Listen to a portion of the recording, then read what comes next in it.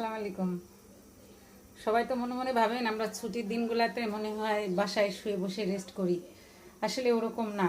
ছুটির দিন বাদে যেরকম বাইরে গিয়ে কাজ করি, ওরকম ছুটির দিনগুলোতেও সংসারে কাজ থাকে। এই যে রান্না শেষ, রান্না প্রস্তুতি চলে। এখন মনে করেন যে এখান থেকে যাব গরুর ঘরে। আর গরু তো সবার ঘরেই কম বেশি আছে, আমাদের বাড়িতেও আছে। এখন মনে করেন রান্না করে কাজ শেষ, এখন যাব। ওই যে আমি দেখেন জানালা দিয়ে মালটা দেখি। আমার মতো কে কে জানালা দিয়ে মালটা দেখেন? আমি রান্না করতে আসলেই জানালা দিয়ে মালটার দিকে তাকাই থাকি, যে মালটা পাকলো কিনা, মালটাতে কালার আসলো কিনা। আমি এগুলাই করি। রান্নাঘরে তো কন্টিনিউ প্রতিদিনই দুবার আসা লাগে। ছুটির দিনগুলোতে তিনবার আসা লাগে, আসতে হয়। তো আমি এলেই আমার জানালার সাথে একটা মালটা গাছ আছে, আমি মালটার দিকে তাকিয়ে থাকি কবে মালটাটা পাকবে, এর জন্য।